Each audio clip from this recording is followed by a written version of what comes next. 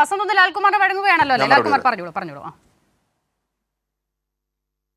ഇവിടെ വന്നിരിക്കുന്ന ശബരിമലയുമായി ബന്ധപ്പെട്ട വിഷയത്തിലെ സുപ്രീം കോടതിയുടെ പരിഗണനയിലിരിക്കുന്ന വിഷയവുമായി ബന്ധപ്പെട്ട് വസന്ത് പറഞ്ഞ ഒരു കാര്യത്തിൽ ഒരു ചെറിയ ക്ലാരിഫിക്കേഷൻ ആവശ്യമുണ്ടെന്നാണ് എനിക്ക് തോന്നുന്നത്.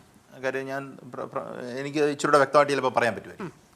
നോക്കൂ, ഈ കോൺഗ്രസിൻ്റെയും അല്ലെങ്കിൽ BJPയുടെയും ആദ്യകാലം തൊട്ട്, ഞാൻ ഈ ആദ്യകാലം തൊട്ട് ഈ ഡിബേറ്റിൽ പങ്കെടുക്കുന്ന ഒരാളാണ്, ആദ്യം തൊട്ട് ഇവർ പറഞ്ഞുകൊണ്ടിരുന്ന ഒരു പൊസിഷൻ സംസ്ഥാന സർക്കാരിൻ്റെ അഫിഡവിറ്റിനെ ബേസ് ചെയ്താണ് ജഡ്ജ്മെൻറ്റ് വരുന്നതെന്ന്.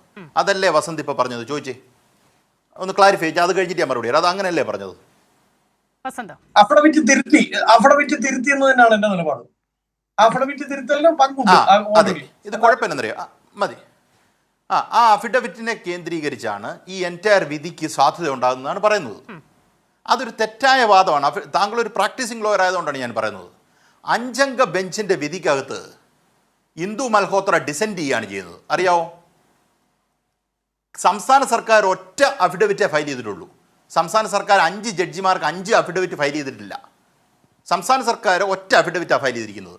ആ അഫിഡവിറ്റെ നോക്കി ഒരു ഡിസെൻഡിങ് ജഡ്ജ്മെൻറ്റ് അന്ന് ഇന്ദു മൽഹോത്രയ്ക്ക് എഴുതാമെങ്കിൽ അതിൻ്റെ അർത്ഥം മറ്റുള്ളവർക്കും എഴുതാമെന്നാണ്. സംസ്ഥാന സർക്കാരിൻ്റെ പൊസിഷൻ നോക്കിയിട്ടാണോ ഇന്ദു മൽഹോത്ര ഡിസെൻഡ് ചെയ്തത്? അങ്ങനെ അല്ല. അങ്ങനെ അത് നോക്കൂ, അവിടെ കൺസിഡർ ചെയ്തിരിക്കുന്നത് ഒരു കോൺസ്റ്റിറ്റ്യൂഷണൽ ക്വസ്റ്റ്യൻ ആയിരുന്നു. ഇപ്പം സംസ്ഥാന സർക്കാർ ഇവിടെ ആൾക്കാരെ കയറ്റുന്നില്ല എന്നുള്ളതാണല്ലോ പ്രശ്നം. ഇതും ഇപ്പം കയറ്റേണ്ട ആവശ്യമില്ലെന്നാണ് ഞാനും കണക്കാക്കുന്നത്. കാരണം അത് ഞാൻ എക്സ്പ്ലെയിൻ ചെയ്യാം. ഈ NM വിജയൻ്റെ വിഷയം വന്നപ്പം ഒരു ആൻറ്റിസിപ്പേറ്ററി ബെയിൽ മൂവ് ചെയ്തായിരുന്നല്ലോ IC ബാലകൃഷ്ണൻ.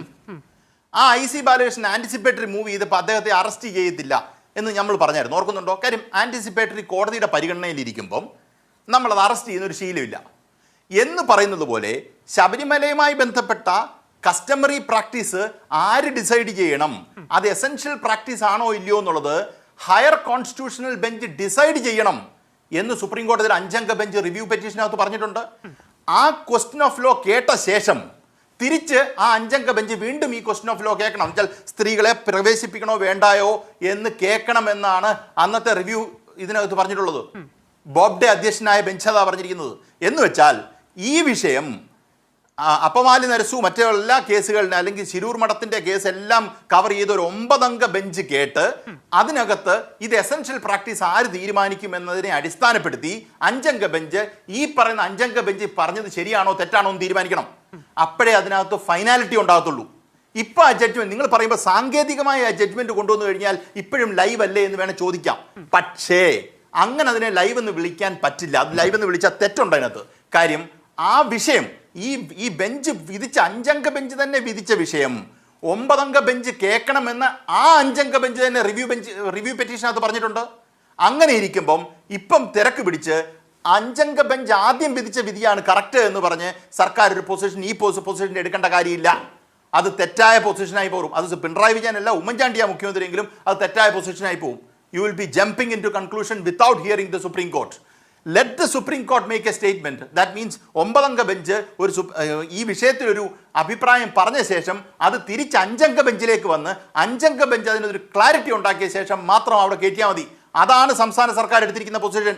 അത് കറക്റ്റ് പൊസിഷനുമാണ്. താങ്കൾ പറഞ്ഞതനുസരിച്ച് ഈ പറയുന്ന സംസ്ഥാന സർക്കാർ കൊണ്ടുകൊടുത്ത അഫിഡവിറ്റിലാണ് ഈ കാര്യങ്ങൾ കൈകാര്യം ചെയ്യുന്നത് പറഞ്ഞാൽ അത് തെറ്റാണ്. താങ്കളുടെ പ്രാക്ടീസിംഗ് ലോ കോൺഗ്രസിന്റെ പൊസിഷൻ താങ്കൾ പറഞ്ഞു.